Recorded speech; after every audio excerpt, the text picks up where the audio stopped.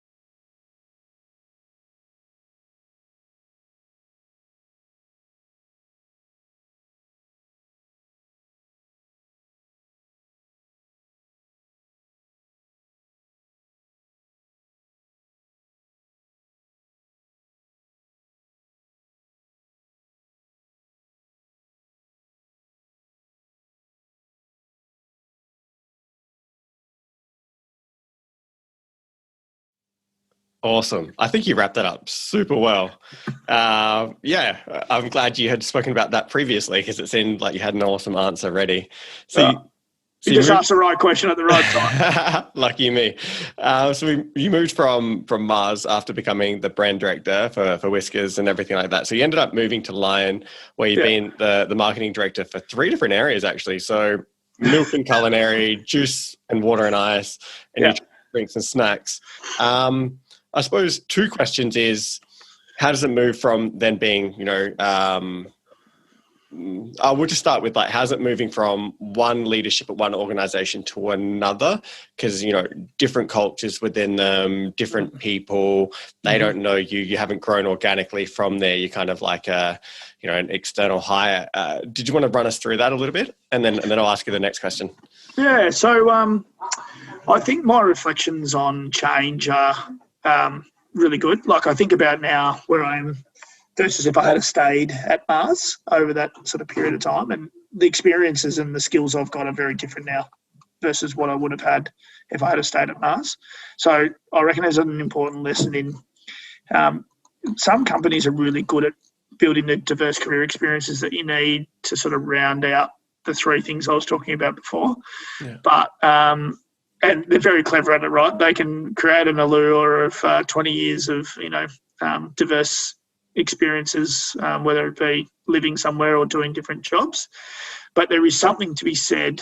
A good mentor of mine challenges me on this a bit to go, where is the actual growth going to be for you? And sometimes a very different environment, or a lot of the time a very different environment, whether it be category, business, geography, is always the best answer. So, look, it wasn't easy in the first 12 months. You get enshrined a little bit, and particularly because of my background with the Mars organisation, it wasn't necessarily, I probably underappreciated how different it is. I think going from an organisation that is massive, but in a certain market might only be 2 or 3% of the supermarket sales, into a big organisation like Lion that might have market leadership in different areas of the supermarket that are much bigger. So the demands are significantly higher. And I think there is something to be said in FMCG between being in regional or global roles where you're influencing a lot versus being in an operational job which is in a market.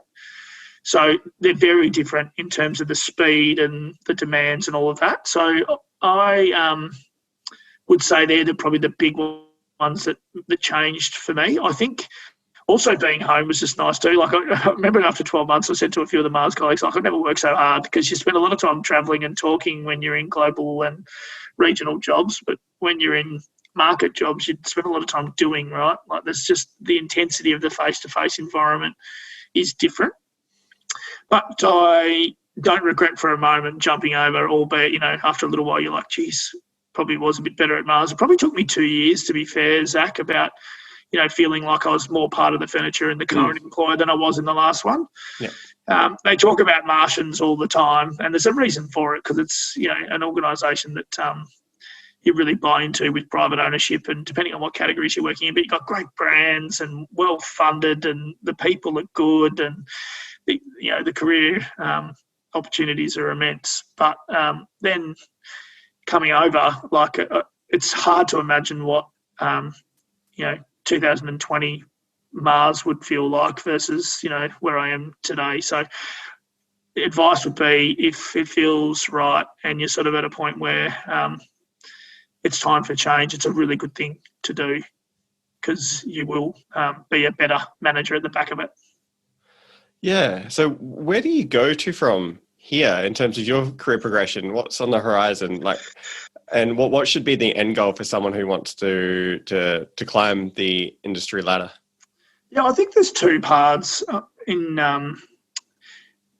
all of this, and the industry ladder thing I sort of buy a bit, because there's people like the prestige of title and income and all of those things, but I reckon you just got to get back to what really makes you tick, because otherwise, like I've seen lots of people take the big pay increase in the title and then go, actually I don't like doing a lot of this stuff. So spending the time while you're developing, thinking about the things that really get you out of bed and going in the morning. And then, so that's number one. But what sort of job do I want? What sort of work do I want to be doing? Who would I be doing it with? What industries I want to be in? Do all that stuff first, because the income will come as a result of the passion and energy that flies from sort of living in alignment. Then I think at a marketing level, and Mars probably enshrined this in me, you kind of got to decide, is it functional expertise to the end of the road, which is I'm going to get the best marketing job I can possibly get because it fulfills me personally, and that's what I want to do from a career point of view. So, do you want to go and be a CMO of a big FMCG organisation, or do you want to take your talents and couple them with some general management experience, which is I bring a functional expertise to the table from a leadership perspective, but I'm really keen to get my skills up in other parts of the organisation, where we're making decisions on what capital to spend for supply chain, or how we structure the sales team best to get after the distribution objectives that we have. So for me, general management's where I'd like to head, and I'm sort of making, I would say, trying to get the right experiences that give me that opportunity. It doesn't, I'm forever a marketer, right? Because I think, there's lots of different people can run organisations, but there's a lot of marketing and sales people running food businesses. And then you just, I find that people is the thing, and solving problems with people are the things that really get me sort of up and about. So then general management feels like the most broad way to do that. So transitioning is not easy either. I mean, some people don't make the jump. They sort of say, oh, well, I tried it and wasn't good enough at it. But I think that for me is where I'd like to head. Yeah, that sounds like an awesome way to go.